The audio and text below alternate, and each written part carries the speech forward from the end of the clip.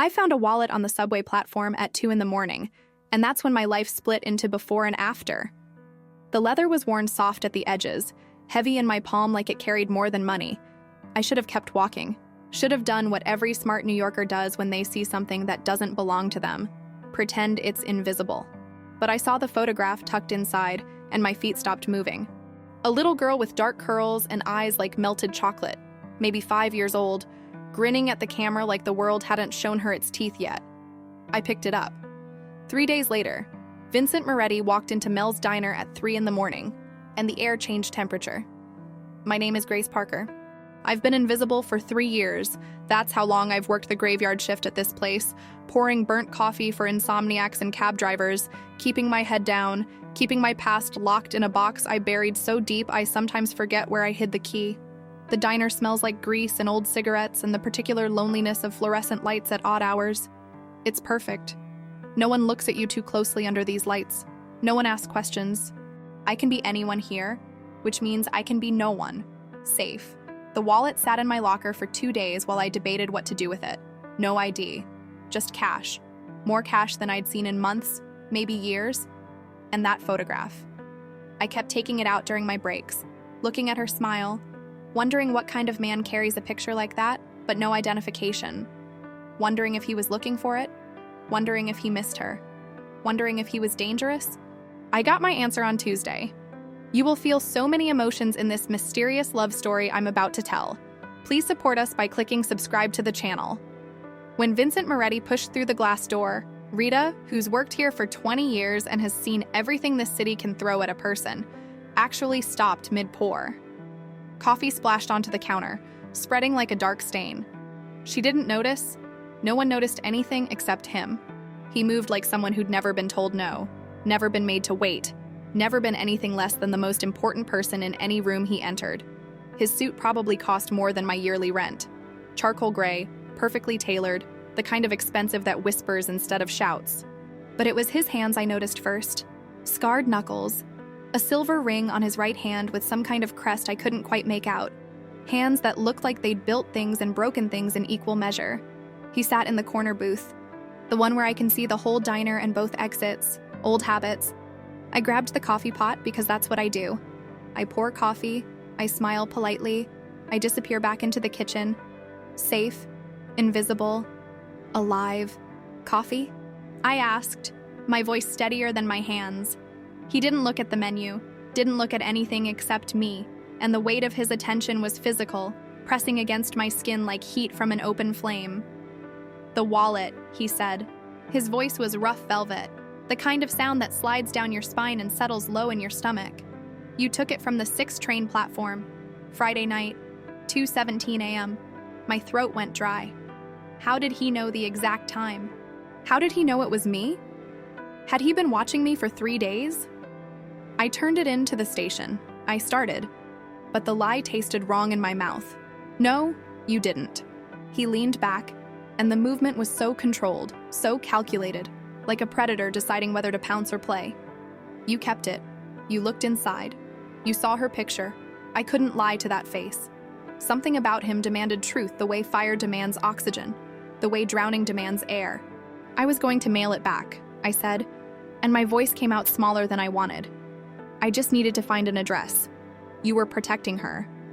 His voice went soft, almost gentle, and that scared me more than anger would have. Even from me. The diner hummed around us, the hiss of the grill, Rita's nervous movements behind the counter, the drunken booth 3 muttering to himself. But in our corner, the world had shrunk to just his eyes on mine, gray like smoke over ice, reading me like I was written in a language only he spoke. I should have been afraid. I was afraid. But I was also something else. Fascinated, maybe, or recognized. Like he saw past the uniform and the careful invisibility and the decade-old sneakers and straight into the part of me I'd been hiding for 3 years. I didn't steal it, I said. And I hated how defensive I sounded. I was going to return it. I know. He stood, and the movement was fluid, graceful, dangerous. That's why I'm here. He dropped $300 bills on the table. For a cup of coffee I hadn't poured yet.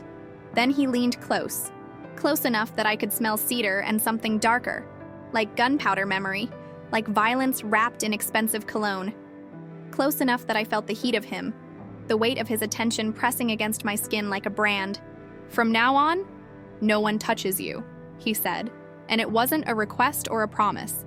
It was a fact, delivered like a verdict from a judge who'd never been overruled. "Do you understand? No one." He walked out before I could ask what he meant.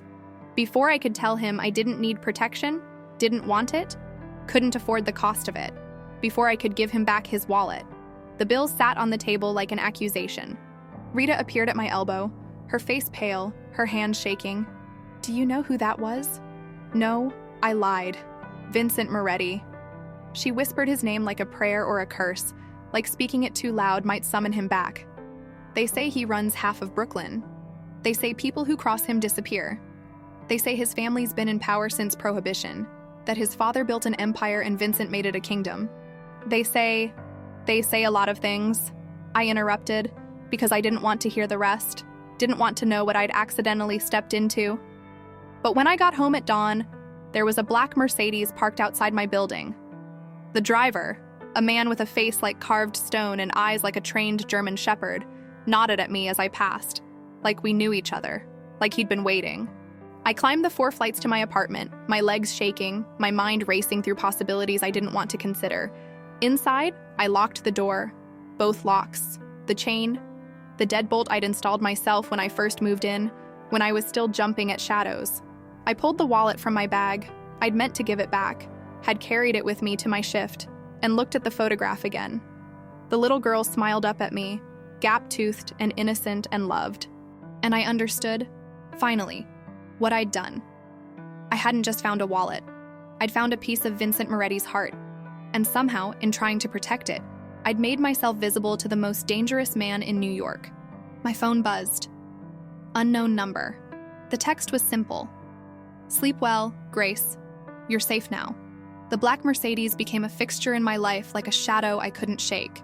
Carlo, the driver with the stone face and watchful eyes, was outside my building every morning at 6:30. He didn't knock on my door or call my phone. He just waited, engine idling, reading a newspaper like he had all the time in the world. Like stalking me was just another Tuesday. The first morning, I walked right past him to the subway station, pretended I didn't see him following 3 cars back, pretended my hands weren't shaking as I swiped my Metro card. The second morning, I took a different route. He found me anyway.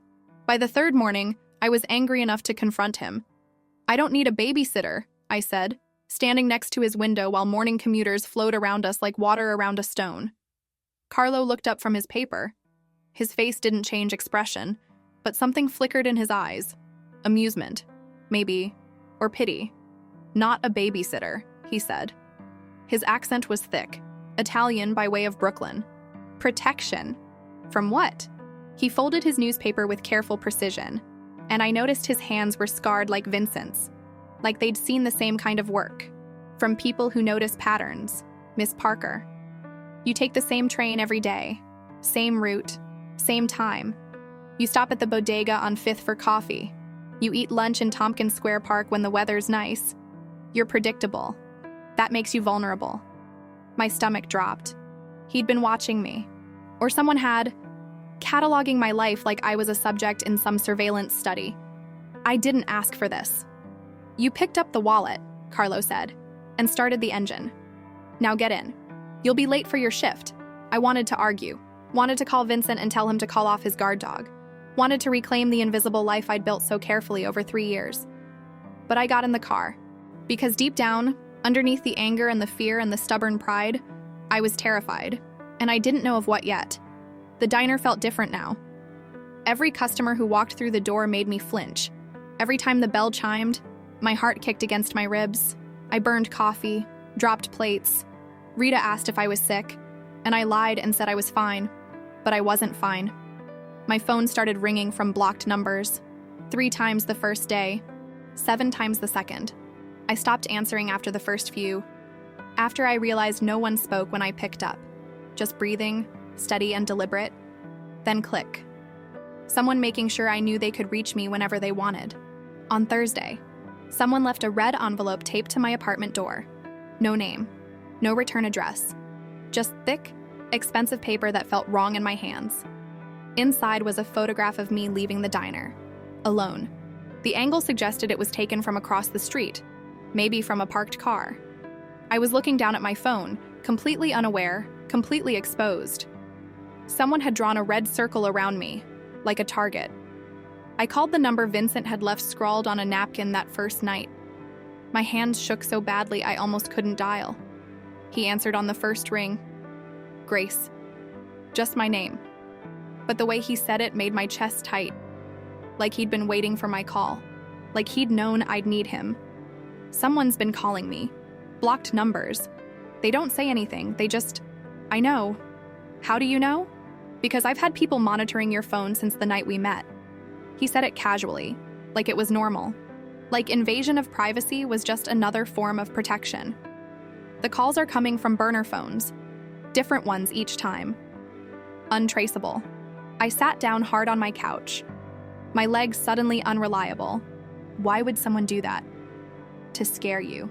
His voice went cold, distant, to send a message. What message? That they can reach you, that I can't protect you everywhere. He paused, and I heard something in the background. Voices, maybe, or traffic. Where are you right now? Home. My apartment. Lock the door. Don't open it for anyone. Carlo's 2 blocks away. Vincent, what's happening? My voice cracked on his name. Why would someone want to scare me? I'm nobody. I'm just a waitress who found your wallet. You showed me kindness, he interrupted, and something in his tone made me stop breathing. In my world, that's rarer than diamonds and more dangerous than betrayal. It makes you a target. That's insane. That's my life. The line went quiet for a moment. I could hear my own heartbeat in my ears.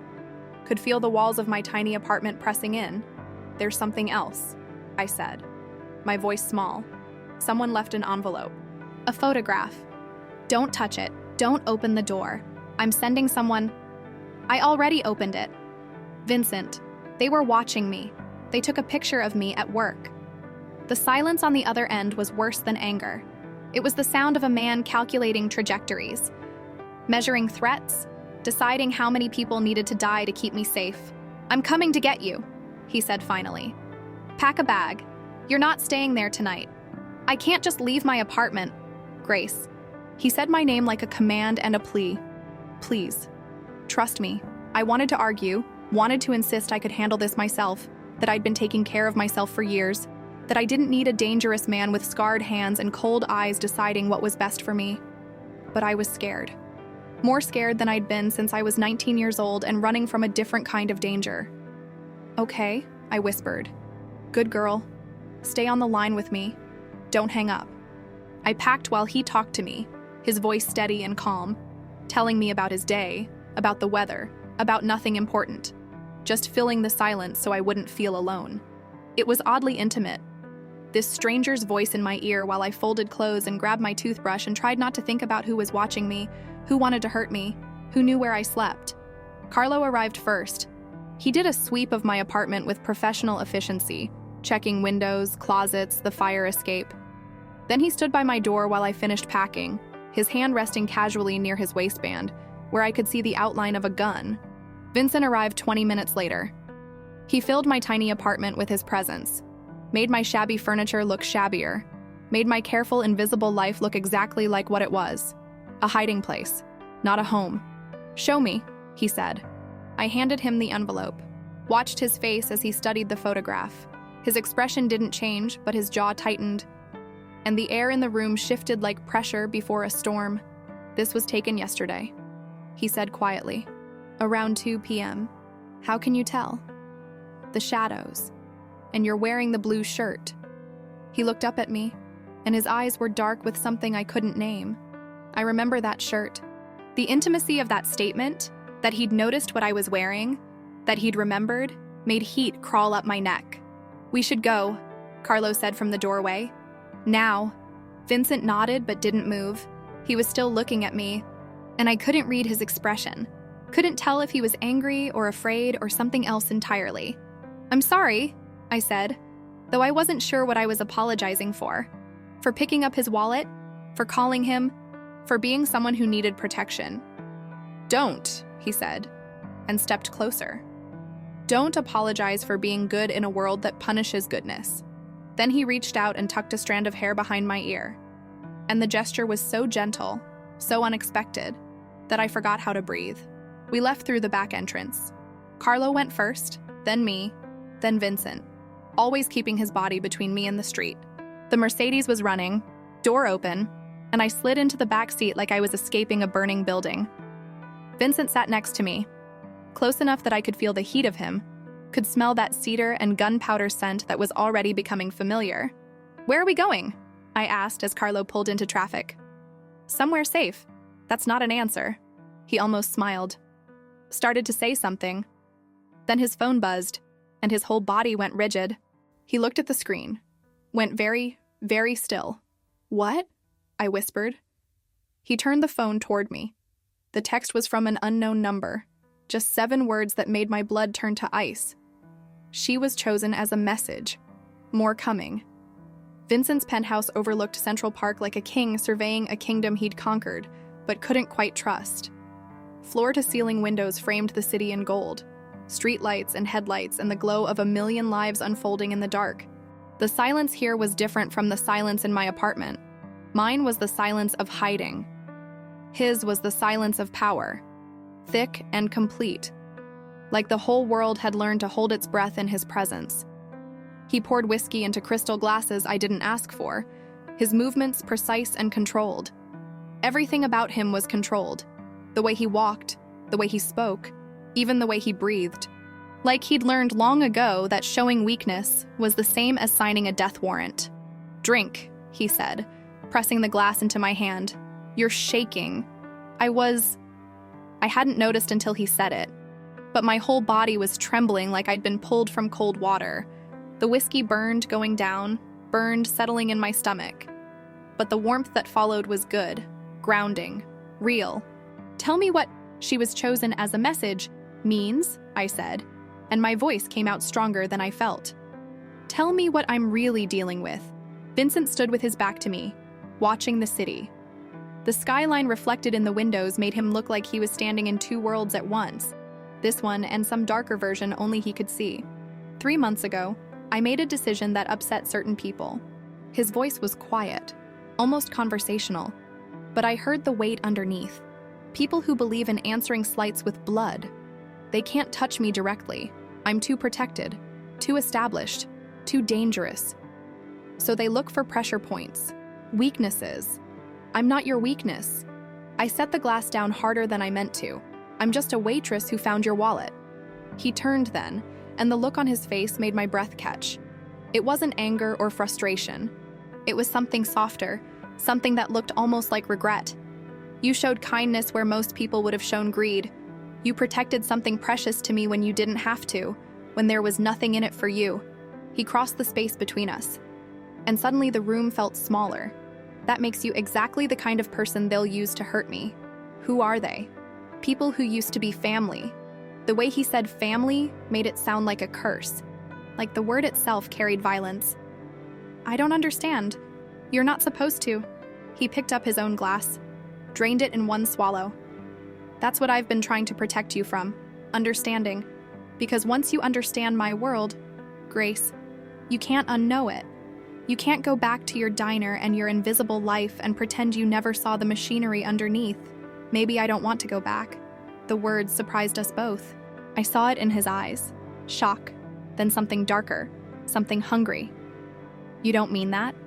"Don't tell me what I mean." I stood, because sitting felt too passive, too much like surrender. Someone's been watching me for days. Someone's been calling me. Someone photographed me and sent it to my door like a threat. I'm already in this. Vincent. The only difference is whether I'm in it blind or whether you tell me the truth. He studied me for a long moment, and I felt examined, dissected, weighed against some internal scale only he could see. "All right," he said finally. "Come with me." He led me through his penthouse, past art that probably belonged in museums, past furniture that looked too expensive to sit on, past closed doors I didn't ask about, to a room at the end of a long hallway. His office, though it looked more like a war room. Screens lined one wall, showing security feeds from what looked like half of Brooklyn. A massive desk dominated the center, its surface covered in papers and photographs and things I didn't want to look at too closely. And on the far wall, a map of New York City with pins in different colors, red, blue, green, marking territories I could only guess at. 3 men were waiting inside.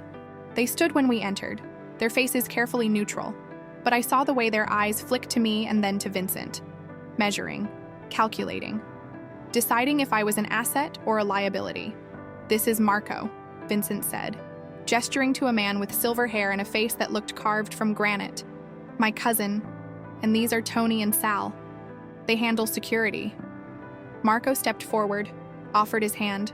His grip was firm but not aggressive, and his eyes, dark brown, almost kind, studied me with the intensity of someone used to reading people for survival. "Miss Parker," he said, "we've heard a lot about you. I doubt that. You'd be surprised." He smiled, and it transformed his face into something almost friendly. "Vincent doesn't usually bring civilians into the family room." "She's not a civilian anymore," Vincent said, his voice flat. "Show her." Tony, younger, maybe late 20s, with nervous energy and quick hands, pulled up photographs on one of the screens. Me leaving the diner, me on the subway, me walking through Tompkins Square Park. Dozens of photos, taken over days, maybe weeks. A surveillance operation that was both thorough and terrifying. "These were posted on a private forum 3 days ago," Tony explained, his fingers flying over the keyboard, "along with your name, your address, your work schedule, your social security number, your bank account balance, everything someone would need to find you, hurt you, use you." My legs went weak. Vincent's hand touched my elbow, steadying me, holding me up, and I let him because the alternative was falling. "Who posted them?" I whispered. "We're still tracking that down," Marco said. "But the forum itself is run by the Carbonis, old family, based in Queens.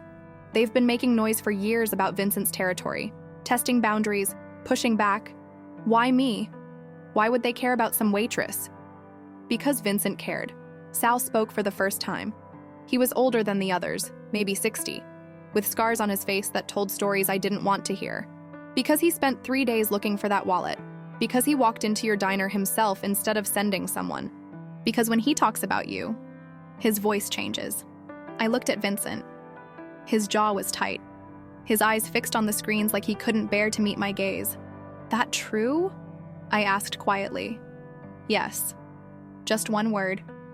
But it carried the weight of a confession. Marco cleared his throat. "The Carbonis are smart. They know they can't move directly against Vincent without starting a war they'll lose. But if they can make him look weak, if they can prove he's distracted, protecting some girl instead of protecting his interests—" "I get it," I interrupted. "I'm leverage." "You're more than that," Vincent said, and finally looked at me. "To them, you're a message. To me, you're—" He stopped, didn't finish the sentence. But the air between us was electric, charged with everything he wasn't saying. "We need to move her," Tony said, breaking the moment. "The penthouse is secure, but it's also obvious. They'll know she's here." "Where would we take her?" Sal asked. "The house in Red Hook," Marco suggested. "Off the grid. No electronic trail." Vincent shook his head. "Too isolated.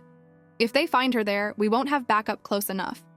They argued strategy while I stood there feeling like a chess piece being moved around a board I couldn't see. And underneath the fear and the surreal horror of seeing my life cataloged on those screens, I felt something else rising. Anger. "Stop," I said. They kept talking. "Stop." I said it louder this time, and something in my voice made them all turn. Vincent's eyes found mine, and I saw surprise there. Maybe respect. "You're talking about me like I'm not here. Like I don't get a say in what happens to my own life." I crossed my arms, trying to look braver than I felt. "So here's what's going to happen. You're going to tell me everything. Who the Carbonis are, what they want, what this war you're all dancing around actually means. And then," I locked eyes with Vincent, "then we're going to figure out together how to fix this." Marco laughed, a short bark of genuine amusement. "I like her. She doesn't understand what she's asking for," Sal muttered. "Then explain it to me," I shot back. Because right now, the only thing I understand is that someone's hunting me, and you all know why. And I'm the only one in this room who doesn't have the full picture. Vincent was quiet for a long moment. Then he nodded once, sharp and decisive. Everyone out. Vincent, Marco started. Out. Now. They left. And suddenly it was just me and Vincent in that war room, surrounded by screens showing a city that wanted to hurt me, standing on opposite sides of a truth I wasn't sure I was ready to hear. He pulled up a new photograph on the screen.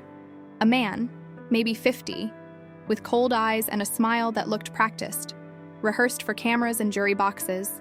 Anthony Carbone, Vincent said. Second-generation crime family. Legitimate businesses on the surface, restaurants, construction, waste management, underneath, extortion, gambling, protection rackets. They've been trying to expand into my territory for 2 years. Your territory. The ports, Brooklyn docks, import-export. He pulled up more photographs. Warehouses, shipping containers, men in suits shaking hands with men in work clothes. It's worth $30 million a year, maybe more. They want it. I won't give it to them. So this is about money. This is about power. Money's just how we keep score. He turned to face me fully. 6 months ago, Anthony's nephew, a kid named Paulie, 23 years old, thought he was invincible. Tried to take over one of my distribution centers. Came in with guns and attitude and 3 friends who should have known better. What happened to him? Vincent's silence answered better than words could have. Oh, I breathed. I gave him a choice. Walk away? Apologize? Acknowledge that he'd made a mistake? He chose pride instead. He chose to pull a gun in a room full of my people and think he'd walk out alive. You killed him. I defended what was mine. The distinction probably doesn't matter to you, but it matters in my world. My stomach churned. This man who'd been gentle with me, who'd covered me with a blanket, who'd tucked hair behind my ear like I was something precious, had killed someone. Maybe multiple someones. And he said it with the same tone someone might use to describe defending their home from a burglar. And now his family wants revenge, I said slowly. Now his family wants to hurt me the way I hurt them. An eye for an eye. He stepped closer and I forced myself not to back away. They can't take my business, can't touch my family. My daughter's too protected, too hidden. So they look for other vulnerabilities. Other people I might care about. You barely know me. I know enough. He was close now. Close enough that I could see gold flecks in his gray eyes, could count the faint scars on his jaw. I know you're the kind of person who protects a stranger's daughter before protecting yourself. I know you work 3 jobs to stay afloat and you still tip the bodega owner extra. I know you've been running from something for 3 years, and whatever you're running from scares you more than I do. My heart hammered against my ribs. How do you know all that? Because I've been watching you since the moment you picked up that wallet. It should have scared me. Should have felt invasive and wrong and like another violation. But the way he said it, like he'd been studying something beautiful, something worth protecting, made warmth bloom in my chest instead. So what now? I asked. I hide in your penthouse until they get bored. They won't get bored. Vincent's phone buzzed. He glanced at it, and his expression went cold. They'll escalate. What does that mean? He showed me the phone. Another photograph, but this time, the red circle wasn't around me. It was around a young woman leaving a coffee shop in Queens. Brown hair, bright smile, completely unaware of the camera. My sister Emma, who I hadn't seen in 3 years. Who I thought was safe because I'd stayed away. Because I'd made myself invisible. Because I'd believed distance was the same as protection. Below the photo, a message. Found her. Should we send you pieces? Or would you prefer her whole? You have 24 hours to decide. I have a sister.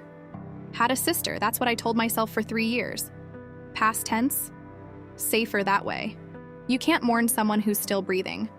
But you can bury them in the part of your heart where all the dangerous things live. Where all the mistakes and regrets and people you loved but couldn't save go to die quietly. Her name is Emma.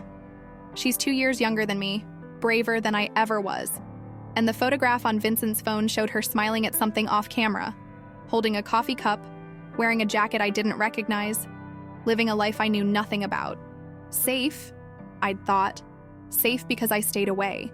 Safe because I disappeared. I was wrong. Where is she? My voice came out broken, raw. Where is she right now? Vincent was already moving, his phone pressed to his ear, rapid-fire Italian flowing too fast for me to follow. Marco appeared in the doorway like he'd been summoned by thought alone, and the two of them spoke in that shorthand language people develop when they've worked together long enough that full sentences become unnecessary. I stood there holding Vincent's phone, staring at Emma's face, and felt the careful architecture of my invisible life collapse around me. 3 years of silence. 3 years of not calling, not visiting, not even checking social media to see if she was okay. Because I thought distance was protection. Because I thought if I stayed away, the poison I'd touched wouldn't spread to her. Grace. Vincent's hand on my shoulder, gentle but firm. Look at me. I couldn't stop staring at that photograph, at the red circle drawn around my sister like a target, like a promise, like a threat. Grace. He turned me to face him, his hands on both my shoulders now. Listen to me. We're going to find her. We're going to get her somewhere safe. But I need you here with me, not lost in panic. Can you do that? This is my fault. The words tumbled out before I could stop them. She's in danger because of me. Because I picked up your wallet. Because I... No. His voice was sharp enough to cut through my spiraling thoughts. She's in danger because men like Anthony Carbone think they can use innocent people as weapons. That's on them, not you. You don't understand. Emma doesn't know. She doesn't know what I ran from, why I left, Then tell me. And maybe it was the exhaustion, or the fear, or the way he looked at me like I was someone worth saving instead of someone worth forgetting. Maybe it was the weight of 3 years of secrets pressing against my ribs, demanding release. Maybe I was just tired of carrying it alone. So I told him. About Derek Castellano. About being 19 and stupid and so desperate for someone to make me feel like I mattered that I ignored every red flag, every warning sign, every instinct that screamed danger. About the first time he hit me. A backhand across my face for asking where he'd been, followed immediately by apologies and flowers and promises it would never happen again. About the second time, the fifth time, the time I stopped counting because counting meant acknowledging there would be more. About the money, cash that appeared in stacks wrapped in rubber bands, money we weren't supposed to ask about, money that bought nice things and expensive dinners, and a life that looked beautiful from the outside while rotting from within. About Emma, 17 and wide-eyed, thinking Derek was exciting. Thinking his world of quick money and dangerous friends was an adventure instead of a trap. Thinking I had it all figured out because I had a boyfriend with a nice car and designer clothes and connections. About the night I finally understood what Derek really was. Not just violent, not just cruel, but genuinely dangerous. Connected to people who made the kind of problems that disappear into the East River wrapped in chains. About overhearing a conversation I wasn't meant to hear. About bodies and territories and shipments I didn't want to understand. About running. About taking only what I could carry, and a bus ticket to New York and leaving Emma behind because she wouldn't listen, wouldn't leave, wouldn't believe me when I said Derek would destroy her the same way he'd been destroying me. About 3 years of silence because I thought my absence would make her safer. Because I thought if Derek forgot about me, he'd have no reason to hurt her. Because I was a coward who chose survival over staying to fight. Vincent listened without interrupting. His face remained impassive. But I saw something shift in his eyes. Recognition, maybe, or understanding. Like he knew exactly what it felt like to make impossible choices and live with the weight of them. When I finished, my throat was raw and my cheeks were wet, and I felt hollowed out, emptied of secrets that had been poisoning me slowly from the inside. Derek Castellano, Vincent said quietly. He works for the Russolis. Different family, different territory, but they do business with the Carbonis sometimes. Small-time enforcer trying to climb the ladder by proving how ruthless he can be. You know him. I know of him. Vincent's jaw tightened. And if he's the one who put Emma in Carbone's crosshairs, if he's using her to get to you, to get to me, he didn't finish the sentence. Didn't need to. The cold fury in his voice said enough. Marco appeared in the doorway again. Found her. She's at an apartment in Astoria. Shares it with 2 roommates. Works at a bookstore on Steinway Street. No visible surveillance yet. But if the Carbones sent that photo, they know where she is. Get her. Vincent ordered. Clean extraction. No violence unless absolutely necessary. Bring her here. What if she doesn't want to come?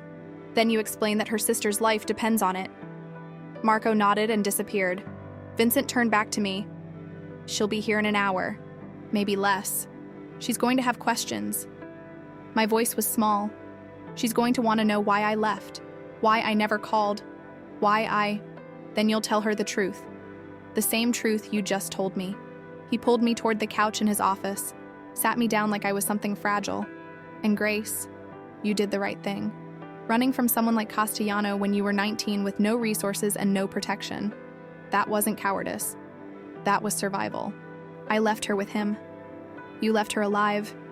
There's a difference. He poured water from a crystal decanter, pressed the glass into my hands. Drink. You're shaking again. My whole body trembling like I'd been holding something too heavy for too long and had finally set it down. Vincent sat beside me, not touching, but close enough that I felt the solid warmth of him, the steady certainty that made him seem immovable even when everything else was falling apart. Why are you doing this? I asked. You could just let the Carbones have what they want. Let them take me, hurt me, send their message, walk away clean. Is that what you think I should do? I think it would be logical. Logic, he said, with something that might have been a smile.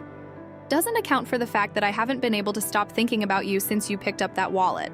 That I've been checking Carlo's reports 3 times a day to make sure you were safe.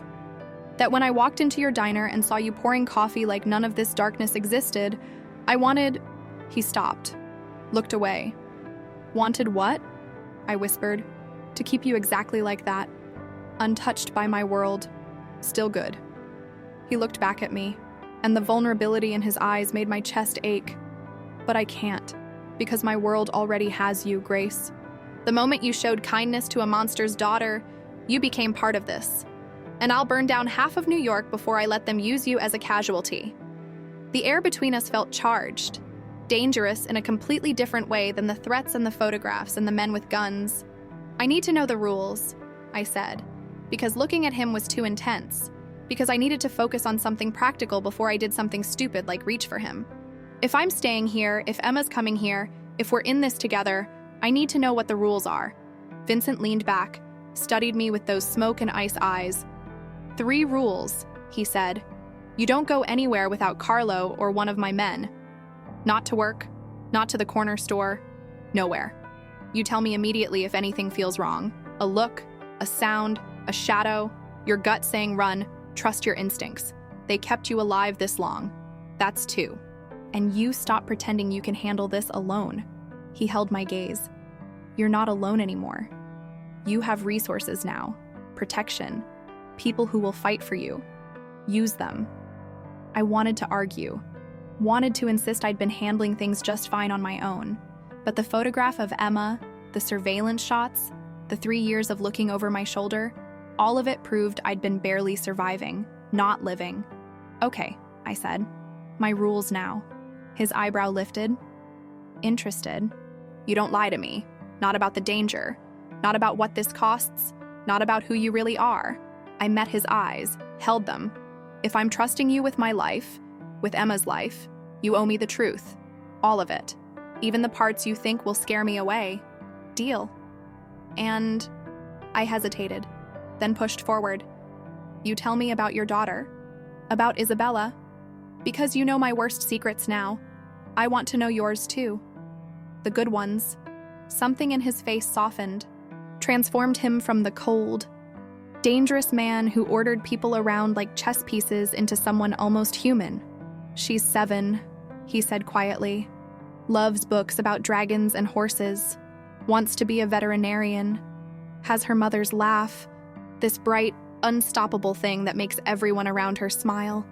He pulled out his phone, showed me a different photograph. Isabella, older than in the wallet picture. Gap-toothed grin even wider, holding what looked like a stuffed unicorn bigger than her head. She's beautiful. She's everything. His voice roughed. Everything good I've ever done. Every choice I've made that wasn't selfish or cruel or calculated. It's all for her. So she can grow up safe. So she never has to know what her father really is. And what are you really? He looked at me for a long moment, Then, with careful precision, like he was handling something that might shatter, a man trying very hard not to be his father. Not always succeeding, but trying. The honesty of it, the raw, undefended truth, made something crack open in my chest. Before I could respond, before I could tell him I understood trying and failing and trying again, his phone buzzed. He glanced at it, and tension flooded back into his shoulders. They're here. Emma's downstairs. My heart kicked into overdrive. 3 years.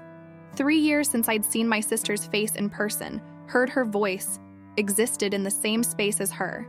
3 years of silence and guilt, and wondering if she hated me. I don't know what to say to her, I whispered. Start with the truth. Vincent stood, offered me his hand. Everything else will follow. I took his hand, let him pull me to my feet, let him steady me when my legs felt unreliable. We walked to the elevator together, his hand resting lightly on the small of my back, protective, grounding, real. The doors opened, we stepped inside, and as we descended toward the ground floor, toward my sister and all the explanations I owed her, I realized something that terrified me more than the Carbonis or Derek or any of the threats circling my life. I was starting to trust Vincent Moretti, starting to believe that maybe, just maybe, I didn't have to carry everything alone anymore. The elevator doors opened. Emma stood in the marble lobby, flanked by Marco and another man I didn't recognize. She looked older, sharper, her hair shorter than I remembered. But when she saw me, her face crumpled into something between rage and relief. "Grace?" Her voice cracked. What the hell is going on? Before I could answer, before I could cross the space between us, Vincent's phone buzzed again, and again, and again, an urgent, insistent rhythm that made ice flood my veins. He looked at the screen. His face went carefully blank. What? I asked. He turned the phone toward me. A video this time, not a photograph. Derek's face filled the screen, smiling that wolf smile I remembered too well. "Hello, Grace," he said, his voice smooth as poison. "Miss me? I have something that belongs to you." Well, he moved the camera, something that used to belong to you. The camera panned to show a man tied to a chair, beaten, bloody, barely conscious. My father, who I hadn't seen since I was 17, who'd been more ghost than parent for most of my life. Derek's voice continued, cheerful and cruel. "You have 12 hours to trade yourself for him. Come alone to the address I'm about to send, or I start removing pieces. Your choice, sweetheart." TikTok. My father's name is Thomas Parker, and I haven't thought about him in years. That's not quite true. I've thought about him the way you think about scars, noticing them sometimes when the light hits wrong, when something triggers a memory you've worked hard to bury. But I haven't let myself feel anything about him. Feeling requires caring, and caring about Thomas Parker was a luxury I couldn't afford when I was busy surviving. He left when I was 12, just walked out one Tuesday morning for cigarettes and never came back. Emma was 10, still young enough to cry about it, still innocent enough to think fathers were supposed to stay. I was old enough to know better, old enough to have already cataloged his failures, the drinking, the gambling, the way he'd look at Mom like she was a stranger he'd accidentally married instead of the woman he'd promised forever. Mom died 3 years later. Liver failure. Though we called it cancer because that sounded more dignified, less like giving up. Emma and I went to foster care, different homes, because the system doesn't care about keeping families together when families are already broken. I aged out at 18, found Emma. We had 6 months together before Derek entered my life like a hurricane, and I was stupid enough to think destruction looked like passion. I haven't seen my father in over a decade. Haven't mourned him the way you're supposed to mourn absent parents, with therapy and tears and gradual acceptance. I just deleted him, erased him from the story I told myself about who I was and where I came from, and now he's tied to a chair, bleeding, while Derek holds a camera and smiles. "Grace?" Emma's voice cut through the static in my head. "Grace. Who is that?" I couldn't answer. Couldn't form words around the knot in my throat. Vincent's hand found mine, squeezed once. Not comfort exactly, but acknowledgement. "You're not alone in this." "That's our father," I finally managed. My voice sounded hollow, distant, like it was coming from someone else's mouth. What? Emma stared at the phone screen, her face cycling through confusion, recognition, horror. But he's been gone for 15 years. I looked at Vincent. How did Derek find him? Because finding people is easy when you're motivated. Vincent's voice was cold, analytical, already strategizing. The question is why? Why go through the effort of tracking down a man who's been out of your life for over a decade? To hurt me? The answer was obvious, brutal in its simplicity. Derek knows I don't care about him. Not really. So he found someone I might care about just enough to make a mistake. Do you? Vincent asked quietly. Care about him? I wanted to say no. Wanted to feel nothing but the cold, clean anger I'd cultivated over years of abandonment. But watching Thomas Parker's head loll forward, seeing the blood on his face, I felt something shift in my chest. Not love. I didn't have that for him anymore. But something else. Something that recognized the particular tragedy of a man who'd already destroyed his own life, getting pulled into the wreckage of mine. I don't know, I whispered. Emma made a sound, half sob, half laugh, entirely broken. He left us, she said, her voice shaking. He left and he never looked back, and now we're supposed to… What? Trade your life for his. Risk everything for someone who wouldn't have done the same for us. She was right. Logically, morally, in every way that mattered, she was absolutely right. But I kept seeing Thomas's face, kept thinking about the man he'd been before the drinking, before the gambling, before whatever darkness swallowed him whole. I remembered him teaching me to ride a bike, his hands steady on the seat, his voice saying, "You got this, Gracie. I won't let you fall." I remembered him making pancakes on Saturday mornings, terrible misshapen things that tasted like love anyway. I remembered the good man he'd been, briefly, before he became the ghost who haunted our childhood. I have to go, I said. No. Vincent's voice was flat. Absolute. You don't. He'll kill him. He might kill him anyway. That's what men like Derek do. They make promises they have no intention of keeping because the cruelty is the point. Vincent turned me to face him, his hands on my shoulders. You walk into that trap. You don't walk out. He'll kill you both and send us the video as proof that I couldn't protect you. That's the message, Grace. That's what this is really about. Vincent's right, Marco said from across the lobby. This is textbook. Castellano wants you emotional, panicked, making decisions from fear instead of strategy. The moment you agree to trade yourself, you've already lost. So what do you suggest? I pulled away from Vincent, anger flooding hot through my veins. We just let my father die. We do nothing. We do what we do best, Vincent said, and something dangerous flickered in his eyes. We make them think they're winning, and then we take everything.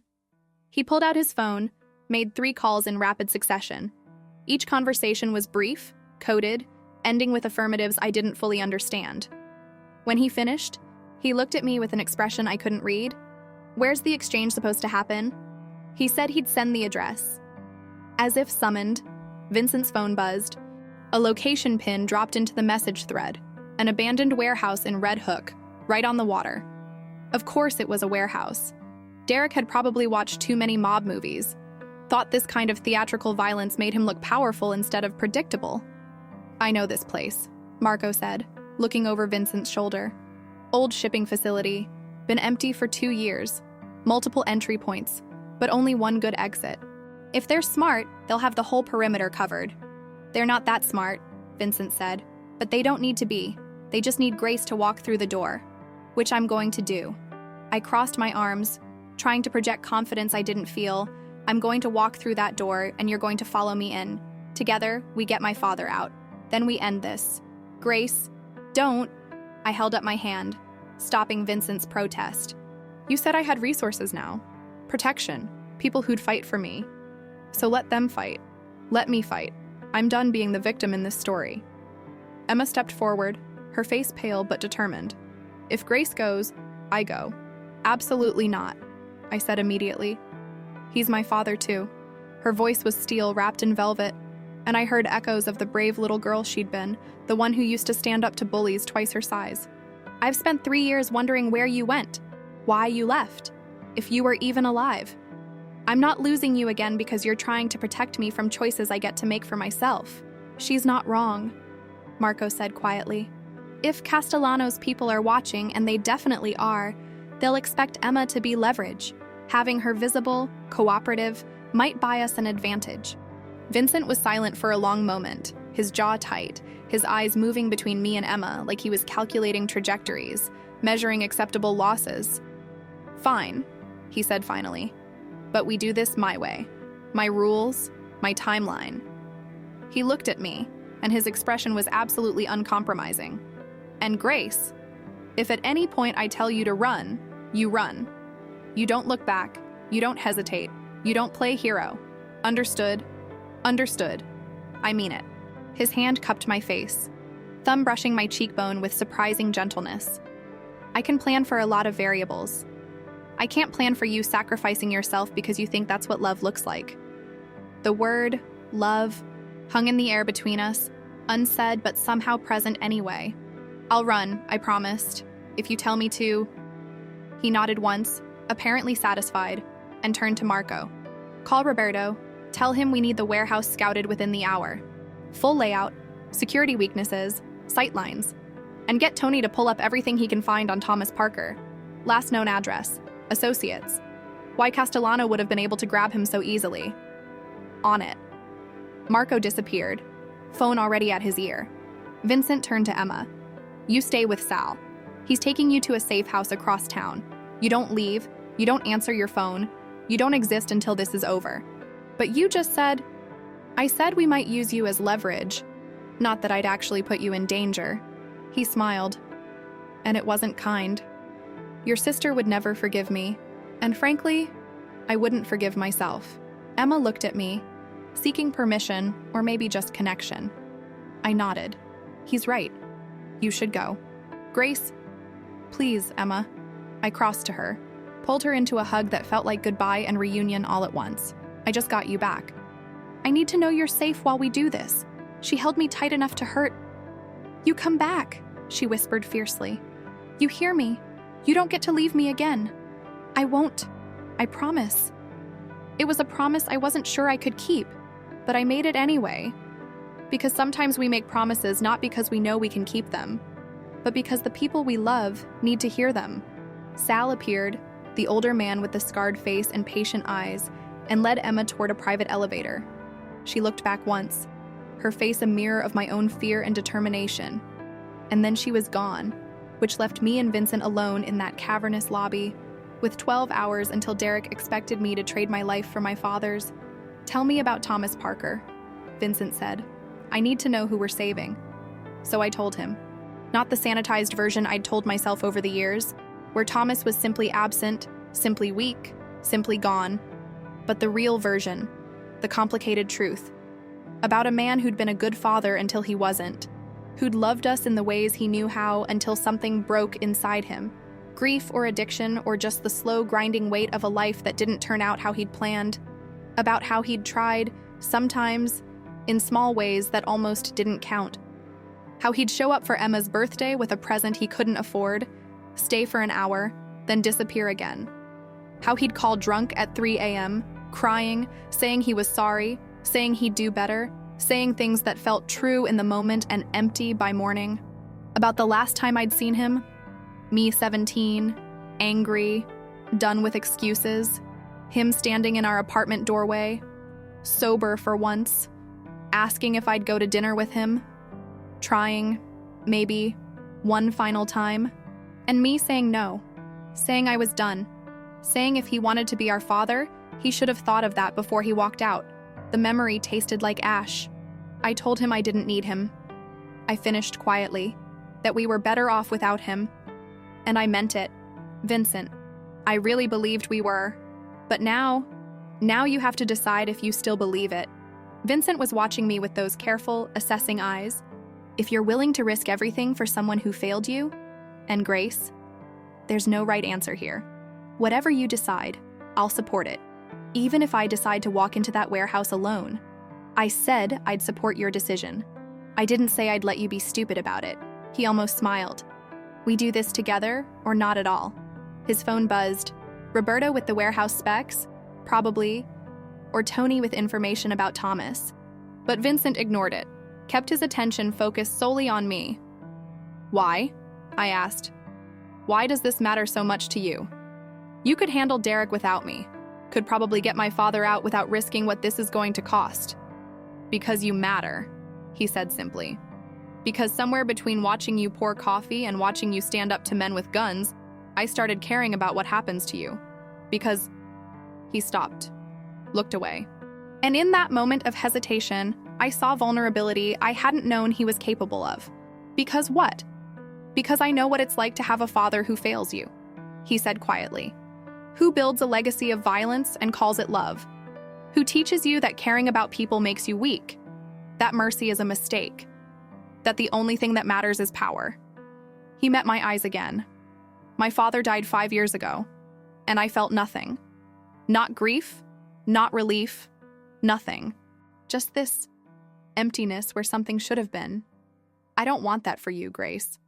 I don't want you to close yourself off so completely that you can't feel anything anymore, even when you should. The honesty of it, the raw exposure, made my chest ache. "I'm scared," I admitted. Scared that if I go in there, Derek will win. But also scared that if I don't, I'll spend the rest of my life wondering if I could have saved him. If this was my chance to be better than I was at 17, then we make sure Derek doesn't win.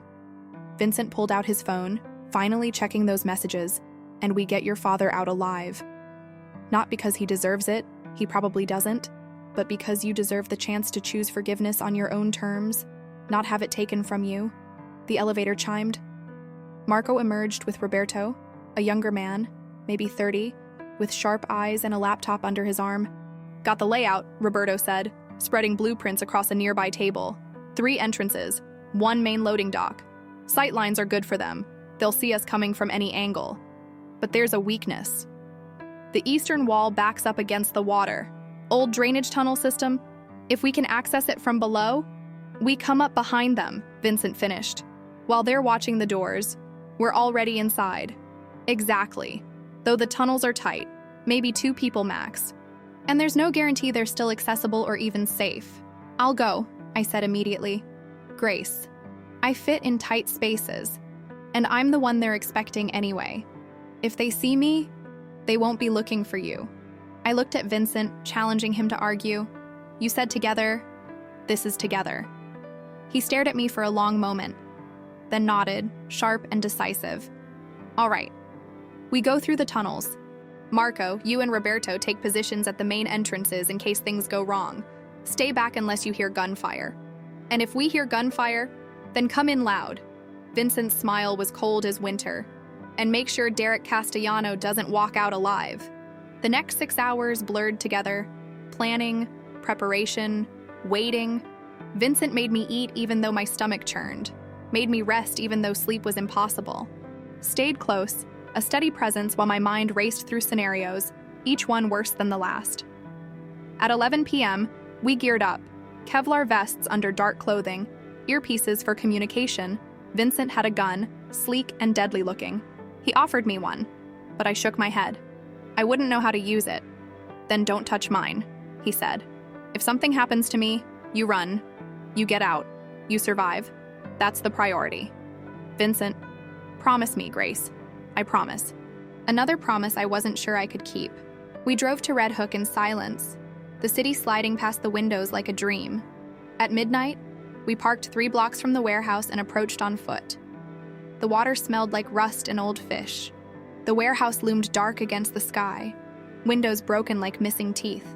The drainage tunnel entrance was exactly where Roberto said it would be, a rusted grate half hidden by debris.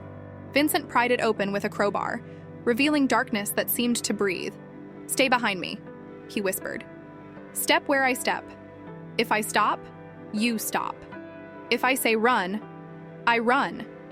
I got it. He dropped into the tunnel first. I followed, my feet finding purchase on slick concrete. The space was claustrophobic, tight enough that my shoulders brushed the walls. Water dripped somewhere in the darkness. The air tasted like decay. We moved in silence, Vincent's phone providing minimal light. 5 minutes, 10. Then voices ahead, muffled at first. then clearer as we approached what must have been the main warehouse floor. Vincent stopped, held up a hand, pointed up. A grate above us, light filtering through. And beyond it, Derek's voice, casual and cruel. Should be here soon. Probably trying to work up the courage. You know how Grace is, all that bleeding heart bullshit. She'll come. Another voice, unfamiliar. And if she doesn't? Derek laughed. Then we send her daddy back to her in pieces. Either way, Moretti learns his lesson. You don't protect people, you use them. And when they stop being useful, you throw them away. Vincent's hand found mine in the darkness of that tunnel, and his grip was the only thing keeping me from floating away into panic. Derek's voice continued above us, casual as someone discussing the weather. I'd forgotten that about him. How he could talk about violence with the same tone other people used for grocery lists. Like cruelty was just another errand to run, another box to check off his day. The old man's tougher than he looks, Derek was saying. Took 3 of my guys to bring him down, fought like he actually had something to live for. Someone laughed, rough and mean. Think she'll really come? She'll come. I know Grace. All that guilt she carries around like a cross. She'll sacrifice herself for someone who doesn't deserve it because that's what broken people do. They try to fix things that were never their fault. The words hit like a physical blow. Because he was right. Because he'd always been able to see straight through me to the wounded, desperate thing underneath. And he'd used that knowledge like a weapon for 2 years until I finally understood that loving him was the same as drowning slowly. Vincent's thumb stroked across my knuckles. Once, twice, a silent message. You're not that person anymore. You're not alone. Above us, Derek's phone rang. Yeah? His voice sharpened. What do you mean she's not alone? Who's with her? Silence. Then, Moretti, of course. Castellano's laugh was ugly. Well, this just got more interesting. Tell Anthony his little plan worked better than expected. We don't just get the girl. We get to watch Vincent Moretti choose between saving her or saving his reputation. Vincent's whole body went rigid beside me. His hand tightened on mine, and I felt the tension radiating off him like heat. Change of plans, Derek said above us. When they show up at the main entrance, hit them hard. But I want Moretti alive. Anthony wants to ask him some questions before we... The rest of the sentence disappeared as Vincent moved. He pushed up through the grate with controlled force, the metal shrieking in protest. I followed, emerging into the warehouse's shadows just as Derek spun toward the sound. For one frozen second, we were all suspended in the moment, Derek with his phone still at his ear, 2 men with guns turning toward us. My father slumped in a chair 20 feet away, blood crusted on his face but his chest still moving, still alive. Then everything exploded into motion. Vincent moved like violence made elegant. The first man went down before he could raise his weapon. The second got a shot off, the sound deafening in the enclosed space. But Vincent was already moving, already closing the distance. I saw the gun fly from the man's hand, heard the sickening crack of bone meeting bone. Derek ran. Of course he ran. He'd always been brave right up until the moment bravery required actual courage. Then he became a ghost, leaving other people to face the consequences of his choices. Grace, Vincent's voice cut through the chaos. Your father. I ran to Thomas, my hands shaking as I worked at the ropes binding him. His eyes fluttered open, gray like mine, but faded, weaker, like someone had diluted the color with years of bad choices. Gracie. His voice was cracked, confused. That you? It's me. I got the ropes loose, tried to take his weight as he sagged forward. It's me. I've got you. We're getting out of here. Shouldn't have come. He coughed, and I saw blood on his lips. Told them you were too smart. Shut up. Save your strength. Behind me, I heard more gunfire, shouting. The sound of Marco's voice through Vincent's earpiece. Something about the south entrance being compromised. More men than expected. Fall back. Vincent appeared at my shoulder, his face expressionless but his eyes dark with something that might have been fear. We need to move. Now. He can't walk. Then I'll carry him. Vincent hauled Thomas up with surprising gentleness, slinging him over his shoulder like he weighed nothing. Grace behind me. Don't look at anything, don't stop, just move. We ran. Through the warehouse, past bodies I didn't let myself examine too closely, toward a side exit I hadn't even known existed. Vincent moved with absolute certainty, like he'd memorized every inch of this space, every possible escape route. Behind us, more shouting, the sound of pursuit. We burst into the night air, and Carlo was there with the Mercedes, engine running, back door open. Vincent deposited Thomas inside, pushed me in after him, then slid in himself, just as bullets sparked off the car's armored frame. "Go," Vincent barked, and Carlo drove like the devil himself was chasing us. Which, in a way, he was. I held Thomas against me in the back seat, feeling the shallow rise and fall of his chest, the sticky warmth of blood soaking through his shirt. Vincent was on his phone, rapid-fire Italian that I couldn't follow, his free hand checking Thomas's pulse with clinical efficiency. "How bad?" I asked. "Bad enough? We need to get him to a doctor. Not a hospital. They'll ask questions. But I know someone. Will he?" "I don't know, Grace." Vincent's voice was softer than I'd ever heard it. "I'm sorry. I don't know." The safe house turned out to be a brownstone in Park Slope. Elegant and unremarkable. The kind of place you'd walk past without a second glance. A woman met us at the door, mid-50s, gray hair pulled back, eyes that had seen too much to be shocked by anything. She took one look at Thomas and gestured us inside. "Dining room," she said. Her voice was crisp, professional. "I'll need hot water, clean towels, and everyone who's not essential out of my way." Vincent and I carried Thomas to the table. The woman, Dr. Castellano, Vincent called her, which made my blood run cold until I realized it was a common enough name, probably no relation, went to work with the kind of calm competence that came from years of practice. Marco appeared, his shirt torn, a cut above his eye bleeding steadily. "Everyone accounted for," he reported. "Roberto took a graze to the shoulder, but he'll live. The Carbones lost 4 men. Derek got away."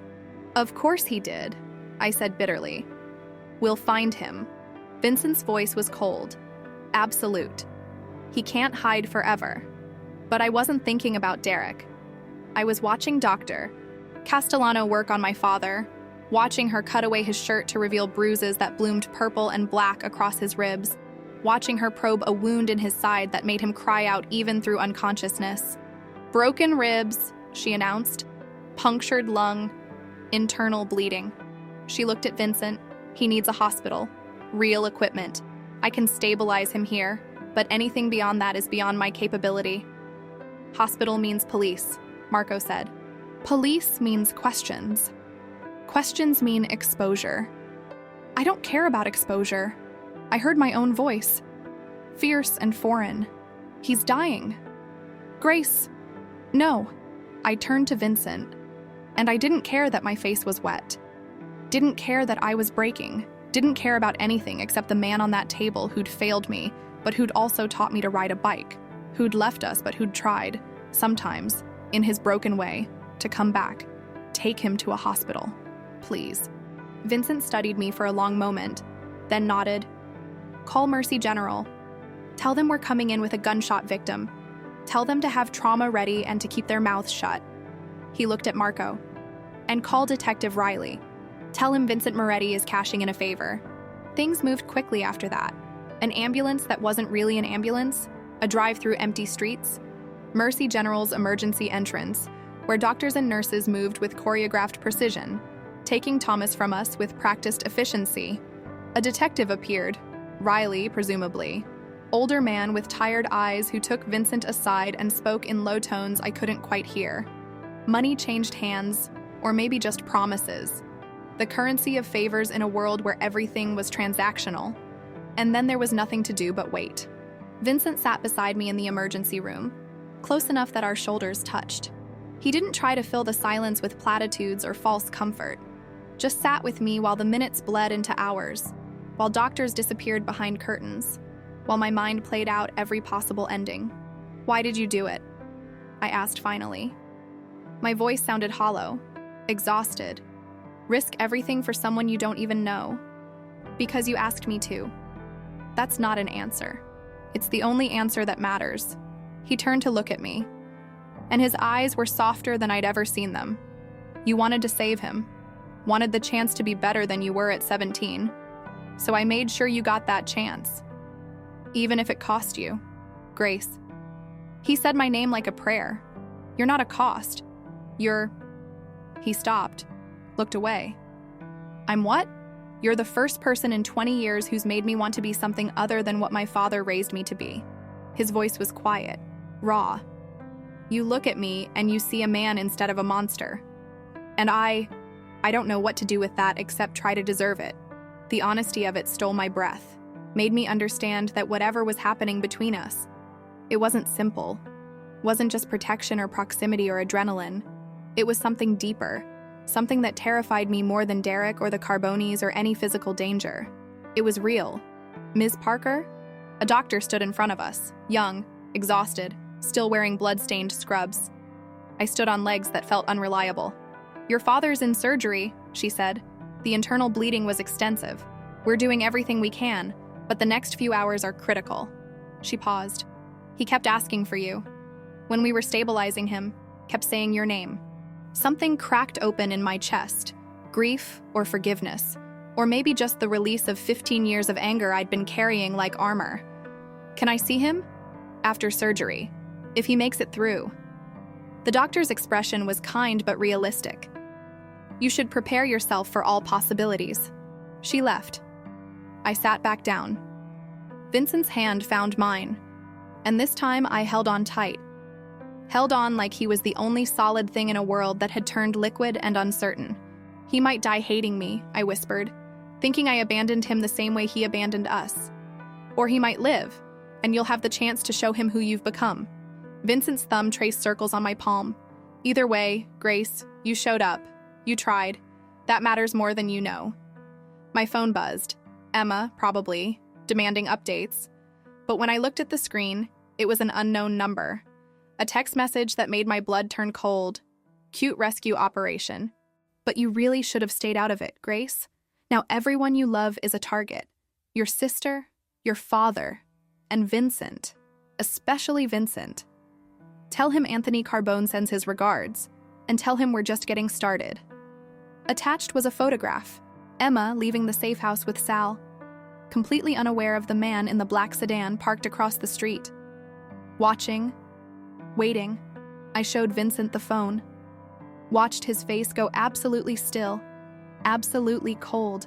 They found her, I said, and my voice broke. They found Emma. Vincent stood, already dialing, already moving, but before he could speak, before he could mobilize his small army of protection, another text came through. This one from Derek. You took something of mine, Moretti. That territory, that respect, that power you think makes you untouchable. So I'm taking something of yours. Tell Grace she has 6 hours to make a choice. Trade herself for her sister, or I start sending pieces. Your call, sweetheart. But choose fast. The clock's ticking, and Emma's asking for you. Below it, a video. Emma, bound to a chair in what looked like a basement, her face pale but defiant. Derek's voice off camera, smooth and cruel. 6 hours of Grace. Come alone, or she dies screaming your name. I didn't want to be saved anymore. I wanted to fight.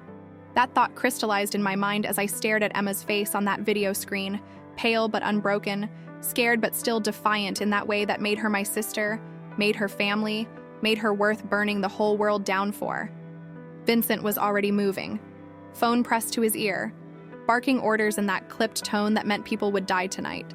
Carlo appeared from somewhere, then Marco, then others whose names I didn't know, but whose eyes all carried the same cold calculation. They were mapping strategies, discussing entry points, talking about Emma like she was a tactical problem to be solved rather than a person I loved. And maybe that was the only way they could do what needed to be done. Maybe you had to turn people into chess pieces to move them around a board this deadly. Maybe that was how Vincent had survived this long, by making everything abstract, strategic, impersonal. But Emma wasn't abstract to me. She was the little girl who'd crawled into my bed during thunderstorms. The teenager who'd defended me against foster parents who looked at us like we were broken things instead of human beings. The woman who'd just spent 3 years not knowing if I was alive or dead, carrying that abandonment like a weight she didn't deserve. I'd already left her once. I wouldn't do it again. No, I said. The room went quiet. Vincent turned to look at me, phone still at his ear, his expression unreadable. Grace. No. I stood, and my legs felt solid for the first time in hours. You're not making this tactical. You're not turning my sister into a hostage negotiation or a territory dispute, or another move in whatever war you're fighting with the Carbones. That's exactly what this is. Vincent's voice was patient but firm, like he was explaining something obvious to a child. Derek wants you to walk into a trap, wants you emotional and reckless and making decisions that'll get you killed. We need to approach this strategically. Strategically takes time. The video said 6 hours. It's been 20 minutes. Then we have 5 hours and 40 minutes to find her, extract her, and eliminate the threat. Vincent crossed to me, his hands settling on my shoulders. But we do it smart, Grace. We do it right. Not on Derek's timeline, on ours. I looked up at him. This man who'd become so central to my life in such a short time. This man who killed people and protected people and somehow managed to be both monster and savior depending on which angle you looked from. And I saw the fear underneath his control. Saw him calculating odds and trajectories and acceptable losses, trying to find a path where everyone he cared about made it out alive. But some paths don't exist. Some choices come down to who you're willing to sacrifice and who you're willing to die for. What if smart isn't fast enough? My voice cracked. What if we plan and strategize and approach this the right way? And by the time we're ready to move, Derek's already... I couldn't finish the sentence. Couldn't give voice to the images flashing through my mind. Emma screaming, Emma bleeding, Emma dying alone and scared while I stood here being strategic. Vincent's hands tightened on my shoulders. Grace, listen to me. Derek wants you to panic. Wants you to trade yourself for Emma because that's how he wins. He gets you. Gets to hurt me through you. Gets to prove to the Carbones that he's valuable and ruthless and worthy of climbing their ladder. We don't give him that satisfaction. So what do we give him? Hell. Vincent's smile was cold and sharp as a blade. We give him hell. The next hour was a masterclass in controlled chaos. Vincent's people moved with military precision, pulling up surveillance, tracking phone signals, calling in favors from cops and informants and people whose moral compasses pointed in directions I didn't want to examine too closely. I watched it unfold from the periphery, feeling useless and necessary all at once, like I was the catalyst for this violence but not the solution to it. Tony found Derek's location first, a warehouse in Long Island City. Another cliched choice that would have been funny if my sister's life wasn't hanging in the balance.